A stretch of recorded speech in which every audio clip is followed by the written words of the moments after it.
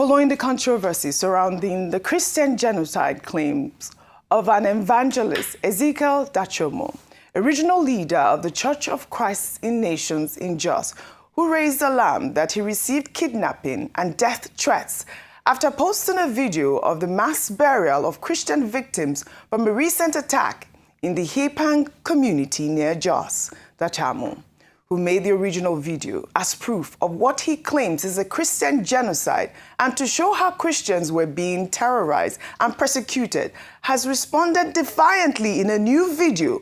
In this follow-up video, he passionately pleads that if he is kidnapped, no one should pay his ransom, stating that his blood will instead raise the war necessary for Christian liberation. Let's take a look. We are showing them love, but they didn't see. I don't know whether I will be the next.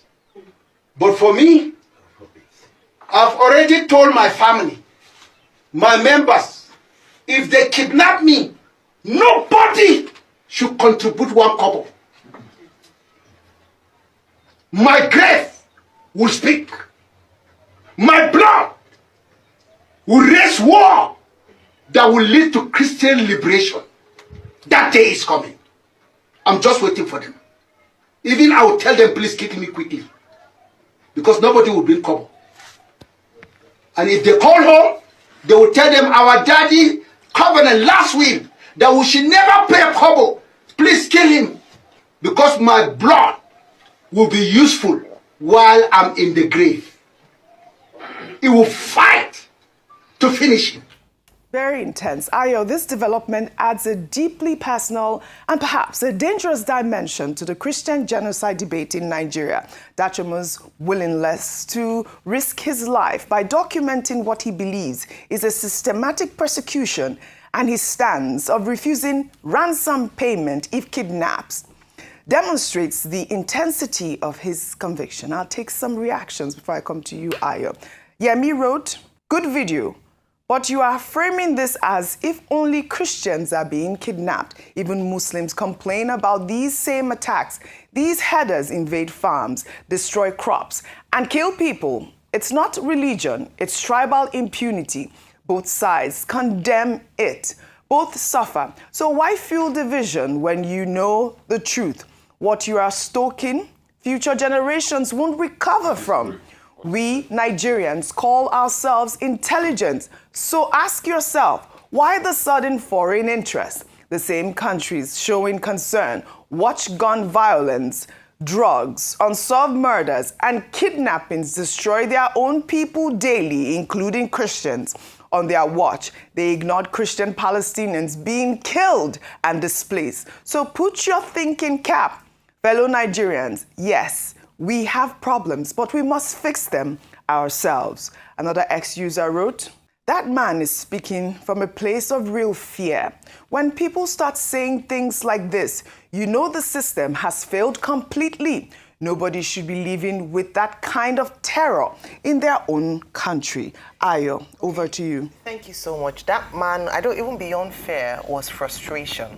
And people who have spoken and spoken with nothing being done. In recent times, in the Bakin-Ladi local government, Waruru, Tatu, and Lawuru areas, say that a group of worshippers were indiscriminately shot at.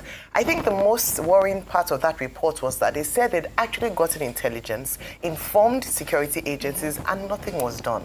When the system or when your country fails you consistently, then unfortunately people now resort to either self-help or calling outsiders to come and save them. And this is what the Nigerian state doesn't like. This interference, seeming interference by, America, Senator Ted Cruz raising it up and now being potentially listed as a country of particular concern. Can we, beyond, Daniel Bwala going to hold stakeholder meetings with, bishops, can we actually listen to the voice of the North Central, especially in Plateau, Jos? We have heard of these things, but for a long time, we have turned our eyes and closed our ears off from this. If you speak to a lot of Christian leaders in these areas, OG, the story is horrible. A number of Christians are being killed. We can no longer continue to bury our heads in sand, ostrich-wise, and pretend that, oh, it is not happening. They are coming out to speak. They are releasing videos. It's a shame that the international community had to speak up for us to begin to run helter-skelter to find a solution to this problem.